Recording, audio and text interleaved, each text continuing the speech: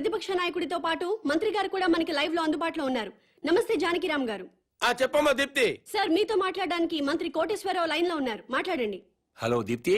ఈ మంత్రికి ఈయన ఫ్రెండ్స్ కి తాగే అలవాటు ఉందని ప్రజలకు కూడా తాగే అలవాటు ఉంటుందా?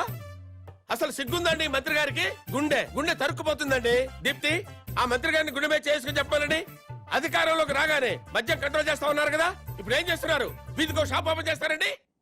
ఏమండి, మా ప్రభుత్వం పుట్టాకే మద్యం పుట్టిందా? అంతకుముందు ప్రభుత్వ హయాంలో మందు షాపులు లేవా? బెల్ట్ షాపులు లేవా? మేం ప్రజల ఆరోగ్యం పట్ల నిబద్ధతతో ఉన్నాం కాబట్టి మా ప్రభుత్వం రాగానే సారాన్ని నిషేధించి కేవలం వైన్ షాపులకే లైసెన్సులు ఇచ్చాం. కరెక్టే. ఇంటికో ఉద్యోగం బదులు ఇంటికో బ్రాంతి షాప్ పెట్టుకొని పర్మిషన్ ఇచ్చారు. ఏం మాట్లాడుతున్నారండి మీరు? ఏమైనా అర్థం ఉండి మాట్లాడుతున్నారా? అంటే కళ్ళ ముందు కనిపిస్తే 2 పెగ్గులు తాగేవాడు కూడా ఫుల్ బాటిల్ తాగేస్తాడా? ఎందుకు తాగరు? డెఫినెట్ గా తాగుతారండి. ఆ మాటకు వస్తే నేను మన కళ్ళ ముందు ఇంట్లో 50 కిలోల బియ్యం ఉన్నాయి. మనం రోజు 1 కిలో బియ్యం అన్నం వండుకు తింటామా? కళ్ళ ముందు ఉన్నాయి కదా అని చెప్పి 50 కిలోలు ఒకసారి వండుకు తినేస్తామా? కళ్ళ ముందు పెళ్ళం ఉంది. సంసారపక్షంగా ఏ రాత్రి పూట గుట్టుగా కాపురం చేస్తాం. కళ్ళ ముందు కత్తులు ఆయన పొడి చేసుకుంటామా? కళ్ళ ముందు బార్బర్ షాప్ ఉందని అదే పనిగా గడ్డాలు తీసేసుకుంటామా? హలో హలో, ప్రజల్లో పద్ధతి క్రమశిక్షణ ఉండాలి గాని కళ్ళ ముందు కనిపిస్తే నాశనం అయిపోతారా? అదే హలో హలో, ఏంటా చివరి మొక్కలు వినపట్టలేదు? జానకిరామ్ గారు. వినపట్టలేదమ్మా, నాకు వినపట్టలేదమ్మా. జానకిరామ్ గారు, మాకు మీ మాటలు వినిపిస్తున్నాయి. ఇంపార్టెంట్ పాయింట్ వచ్చేసరికి కనెక్షన్ డిస్కనెక్ట్ అవుతుందమ్మా. వినిపిస్తోంది జానకిరామ్ గారు, మాట్లాడండి. హలో హలో, కట్ అయిపోయిందమ్మా, ఇక్కడ కట్ అయిపోయింది. ఏం దీప్తి, ప్రతిపక్ష నాయకుడు పారిపోయాడా?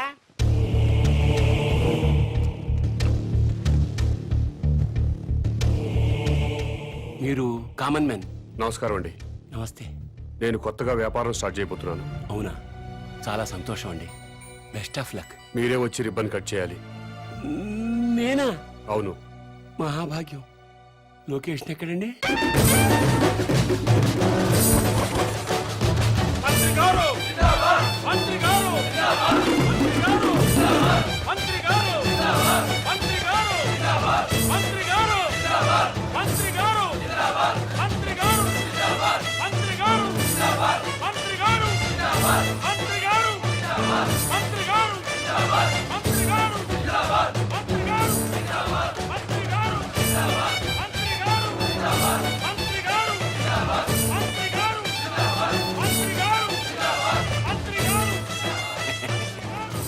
ముహూర్తం టైం అయిపోతుంది. ముందుగా నేమ్ బోర్డు ప్రారంభోత్సవం చేయండి.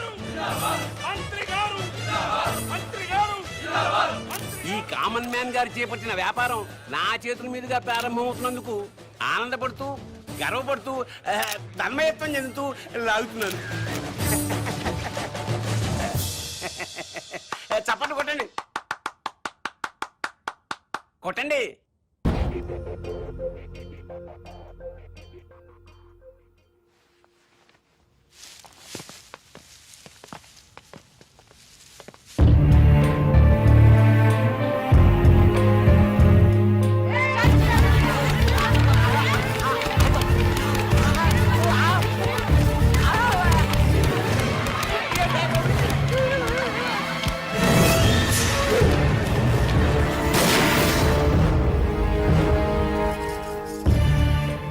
ఆవేశపడ్డం మాని మీకు వచ్చిన బాధ ఏంటో చెప్పండి, సమాధానం చెప్తాను. నువ్వు అసలు మనిషివా పశువా? నువ్వు మంత్రివా బ్రోకర్వా? ఏ విధమైన ఇలాంటి వ్యాపారం పెడతాడా? ఆడదాన్ని ఉసురు పోసుకుంటే నాశనం అయిపోతావురా. ఈ వ్యాపారం పెట్టుకుంటే ఏంటి తప్పు? సొసైటీ నాశనం అయిపోతుందిరా ఎదవా. ఆరోగ్యాలు నాశనం అయిపోతాయిరా. ఏడ్సొచ్చి జనాలు శవాలైపోతారా. బ్రాందీలు విస్కీలు తాగి జనాలు శవాలు కాటలేదా? ఆడవాళ్ల తాళిబుట్లు తెగట్లేదా? తాగిన మొత్తులో కన్న కూతుళ్ళనే రేపు చేసిన వాళ్ళు లేరా? మరి మీరు ఈ బ్రాందీ షాపులు ఎందుకు మూయించటం లేదు? దేశం మొత్తం మందు అనేది లేకుండా ఎందుకు చేయట్లేదు? ఈ సిగరెట్లు తాగి ఊపిరితిత్తులు పాడైపోయి చాలా మంది చస్తున్నారు. పాన్ పరాగులు గుట్కా ప్యాకెట్లు తింటున్నారు. ఎంతో మంది నోటి క్యాన్సర్తో చస్తున్నారు. వీటిని బ్యాన్ చేయమని మీరు ఎందుకు ఉద్యమాలు చేపట్టడం లేదు? ఈ సమాజంలో వ్యభిచారం ఎంత ప్రమాదమో బ్రాందీ సిగరెట్లు గుట్కాలు కూడా అంతే ప్రమాదం.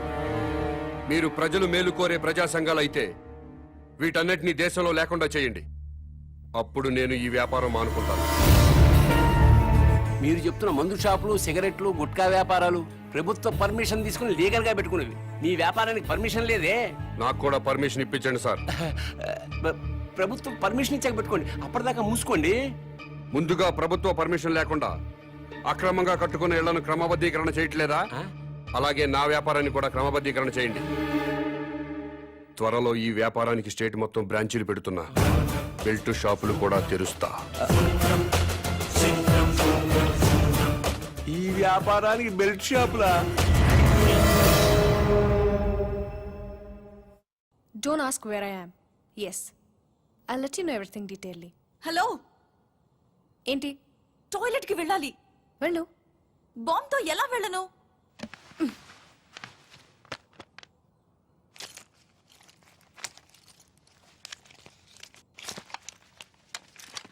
జాగ్రత్త.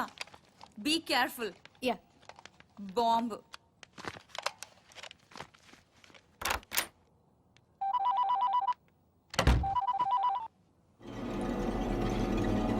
అవును. Very good. సరే, నేను ఇక్కడ ఉన్నట్టు నువ్వు ఎవరికి చెప్పక, అర్థమైందా?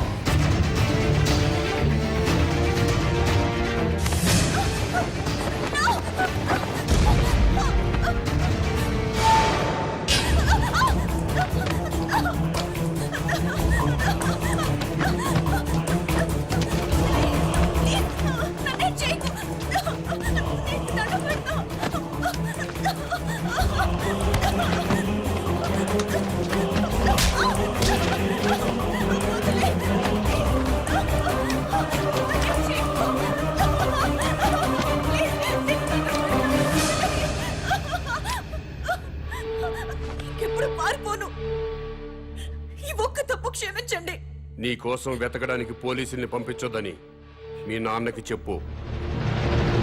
డాడీ ప్లీజ్ నా కోసం పోలీసుల్ని పంపించొద్దు. ప్లీజ్ పంపించొద్దు.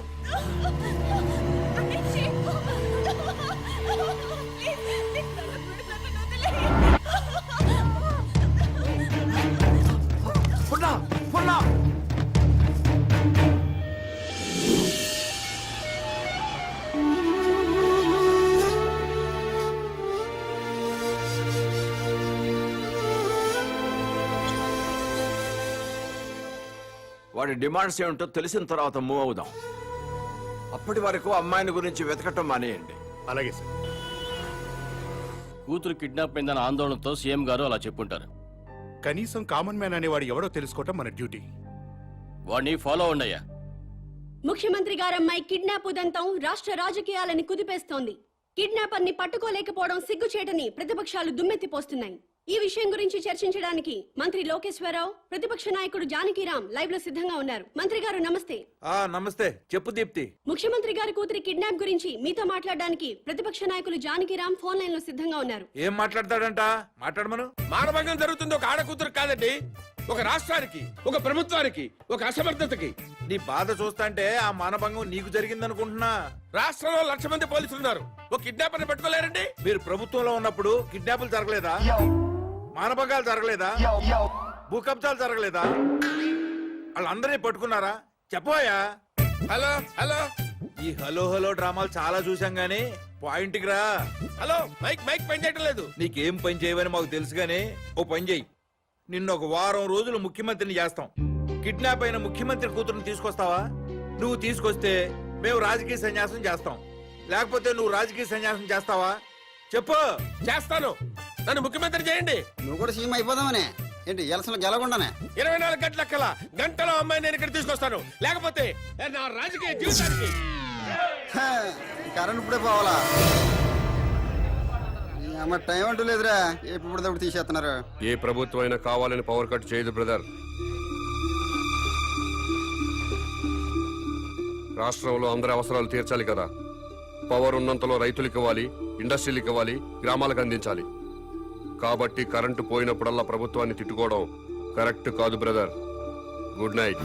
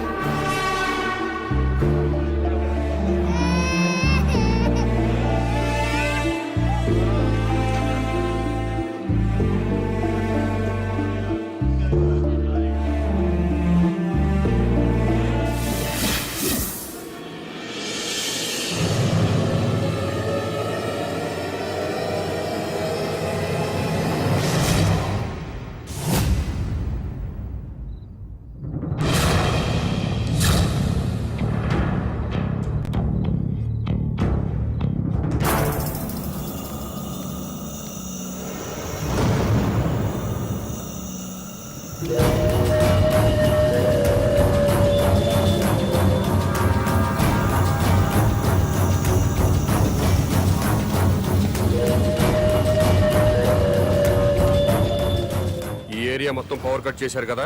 అవును సార్. మరి సెంటర్ లో ఉన్న మంత్రి గారింటికి పవర్ ఎందుకు కట్ చేయలేదు? కట్ చేసాం సార్, బట్ మంత్రి గారింటికి జనరేటర్ ఉంది.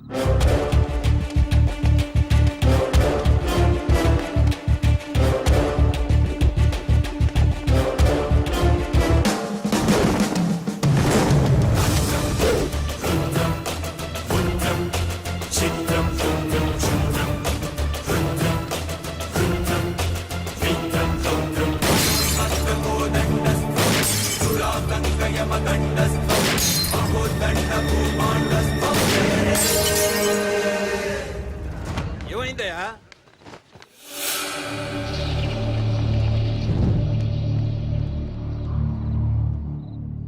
ఎవడండి వీడు? చీఫ్ మినిస్టర్ కూతుర్ని కిడ్నాప్ చేసింది వీడే.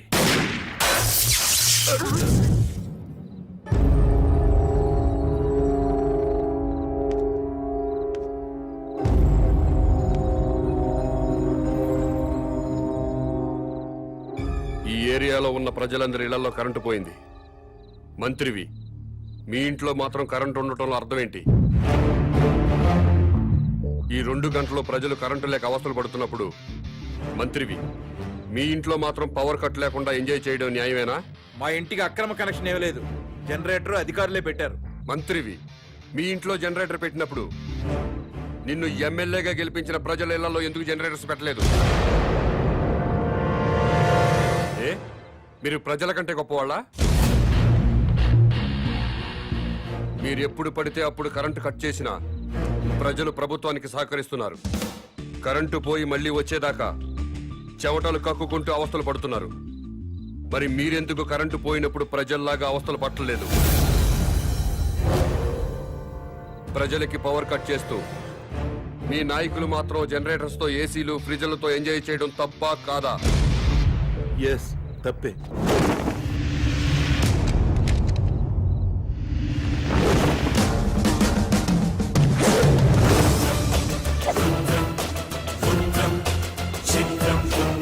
కాదు, పని పాట లేకుండా సోంబేర్ల రోడ్ల మీద తిరుగుతూ ఉచిత సలహాలు ఇచ్చే నీలాంటి వాళ్ళ వల్ల ఈ భూమికి భారం. ఇంకోసారి ఇలా పబ్లిక్ లైఫ్ ని డిస్టర్బ్ చేస్తూ కనిపించావనుకో అరెస్ట్ చేసి పడేస్తాను. Get out.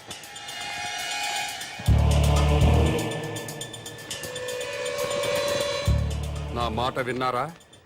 మేరా భారత్ మహాన్. వినలేదా? మేరా బాల్ కి బరాబర్.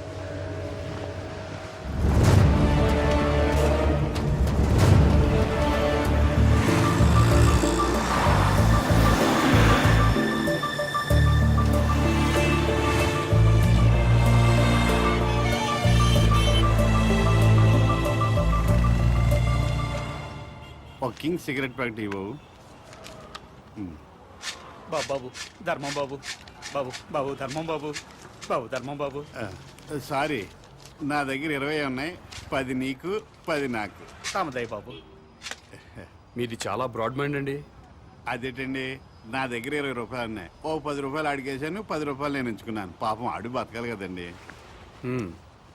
మీకు ఈ ప్రపంచం మొత్తం కనపడుతుందా? అదే అండి, 2 కళ్ళు ఉన్నాయి కదండి. ప్రస్తుతం ప్రపంచం అంతా చూడలేకపోయినా ముందున్న రోడ్డుని చూడగలుగుతున్నా. ఇప్పుడు కూడా కనపడుతుందా? అవునండి, 2 కళ్ళు ఉన్నప్పుడు ఎలా చూడగలుగుతున్నానో ఒక కన్నుతో కూడా అలా చూడగలుగుతున్నా. Very good. పదండి హాస్పిటల్కి వెళ్దాం. ఎందుకండి? వీళ్ళిద్దరూ కళ్ళు లేని వాళ్ళు. నేను ఒక అతనికి కన్నుదానం చేయబోతున్నాను. మీరు నాకంటే బ్రాడ్ మైండ్ లా ఉన్నారు. ఇంకొక అతనికి మీరు కన్నుదానం చేయండి. అప్పుడు నలుగురు కలిసి ఒక్కో కన్నుతో ప్రపంచాన్ని హ్యాపీగా చూడొచ్చు. ఏంటి మీరు జోకులు వేస్తున్నారా? జోకులేసే అలవాటు నాకు లేదు బ్రదర్. నీ దగ్గర 20 రూపాయలు ఉంటే 10 రూపాయలు దానం చేశావు. 2 కళ్ళు ఉన్నాయి, ఒక కన్ను దానం చేయమంటున్నా. ఊరుకోయ్ బాబు, 2 కళ్ళున్నాయని చెప్పు కన్ను దానం చేసి, 2 చెవులున్నాయని చెప్పు చెవు దానం చేసి, 2 కిడ్నీలున్నాయని చెప్పు కిడ్నీ దానం చేసేయా. ఎలా బలే చెప్పు. ఇదేంటిది? పోలీస్ పోలీస్ హోంగార్డ్ ఈ సైడ్ నుంచి వచ్చారా?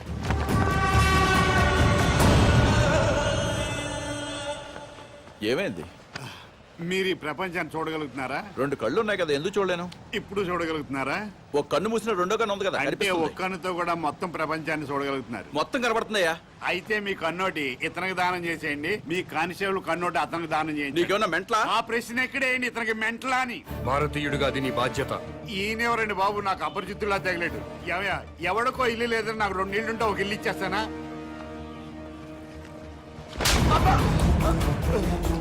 ఎక్కడన్నా ఐ బ్యాంక్ ఉంటుంది, బ్లడ్ బ్యాంక్ ఉంటుంది, ఆంధ్ర బ్యాంక్ ఉంటుంది, స్టేట్ బ్యాంక్ ఉంటుంది. పదండి బ్రదర్, సామాజిక స్పృహ ఉన్న వాళ్ళని ఎత్తుకుందాం. ఏంటండి ఇది? ఐ బ్యాంక్ అంటాడు, బ్లడ్ బ్యాంక్ అంటాడు. వైశ్య బ్యాంక్ అనలేదా? ఓ, మీరు పోలీసు వాళ్ళు కదా, ఇలాగే అర్థం అవుద్ది. అతను ఇటే వెళ్ళి. అమ్మో,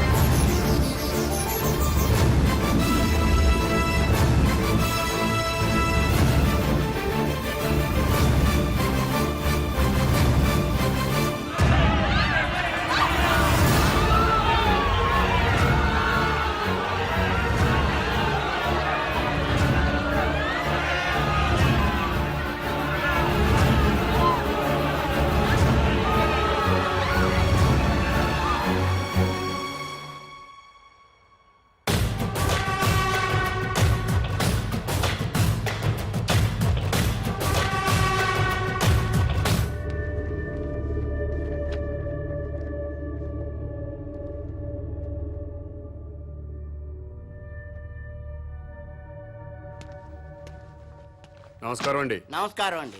మీరు దేవుణ్ణి నమ్ముతారు కదండి? నమ్ముతానండి. స్వర్గం ఉంది కదండి? ఉందండి. మంచి వాళ్ళందరూ స్వర్గానికి వెళ్తారండి. నరకం? నరకము ఉందండి. పాపాత్ములందరూ నరకానికే పోతారండి. ఈ కవర్లన్నీ స్వర్గానికి రిజిస్టర్ పోస్ట్ చేయండి.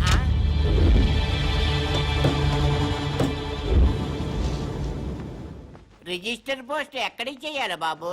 స్వర్గానికి సార్.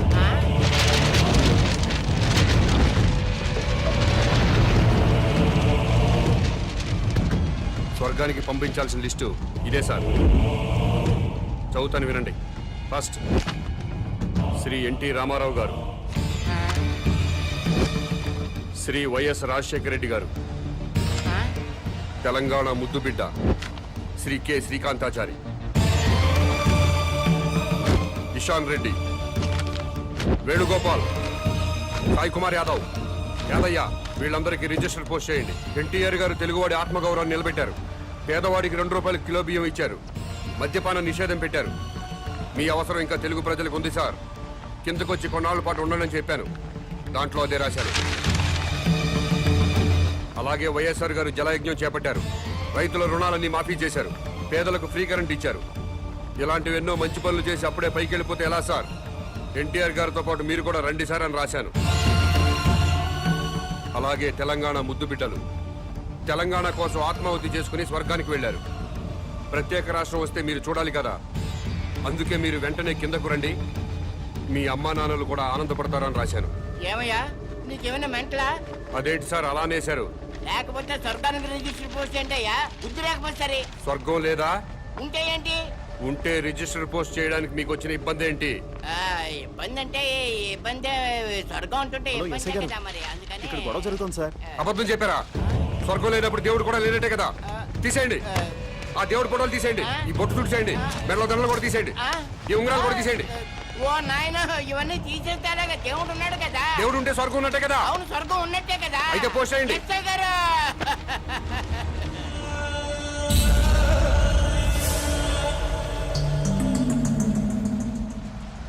ఎన్టీ రామారావు గారికి, వైఎస్ రాజశేఖర రెడ్డి గారికి, తెలంగాణ అమరవీరులందరికీ కూడా అదిగో ఆ ఉత్తరాలన్నీ రిజిస్టర్ పోస్ట్ చేయమని తినేస్తున్నాడండి బాబు. అలాగే నన్ను కాపాడండి బాబు.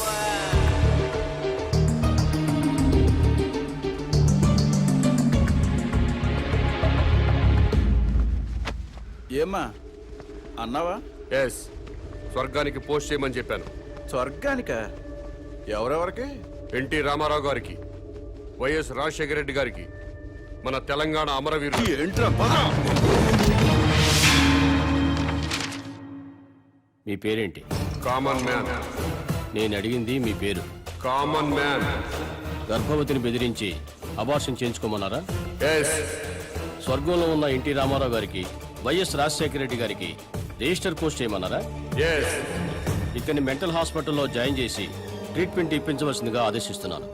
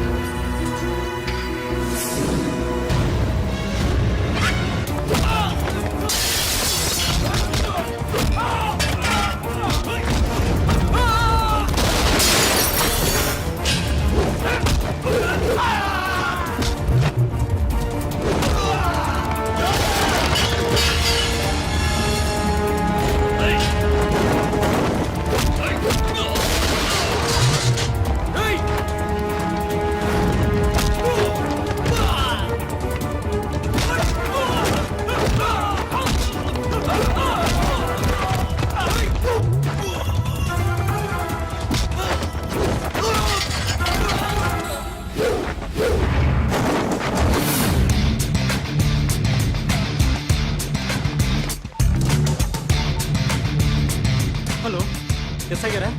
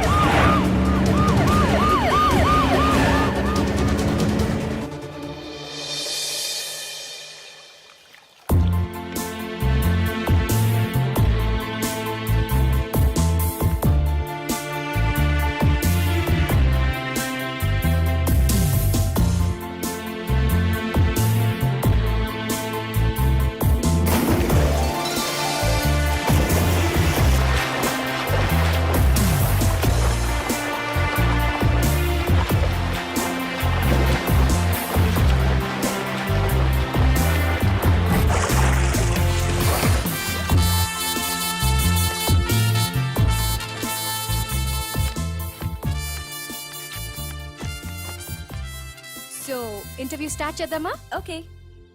ఈ రాష్ట్రానికి మీ నాన్నగారు ముఖ్యమంత్రి. మీరు పాలిటిక్స్ లో పిహెచ్డి చేస్తున్నారు. మీకు కూడా రాజకీయాల్లోకి రావాలని ఆసక్తిగా ఉందా?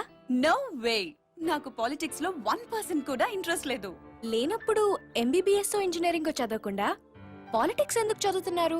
దేశంలో డజన్ల కొద్దీ చీఫ్ మినిస్టర్లున్నారు.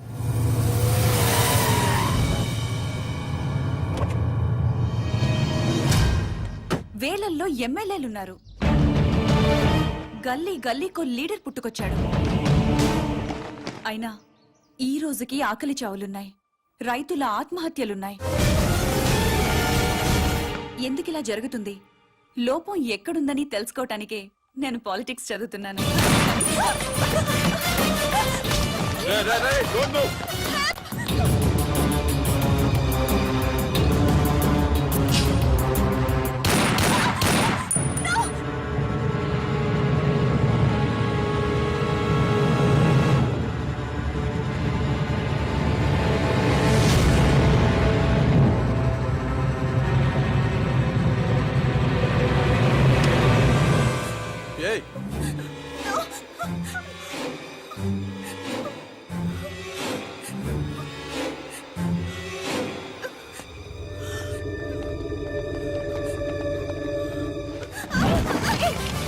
అమ్మాయి ఎవరో తెలుసా?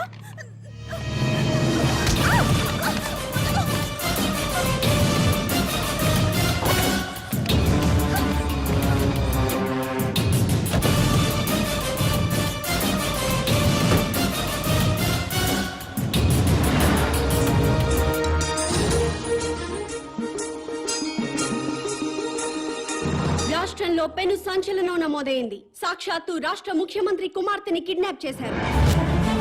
ముఖ్యమంత్రి కుమార్తెతో పాటు ఒక ప్రముఖ న్యూస్ ఛానల్ రిపోర్టర్ సునీత కూడా కిడ్నాప్ కి గురైంది.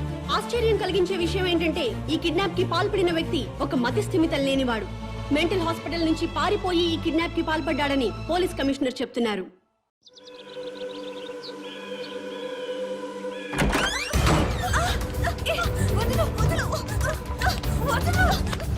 ఎక్కడికి తీసుకెళ్తున్నావు?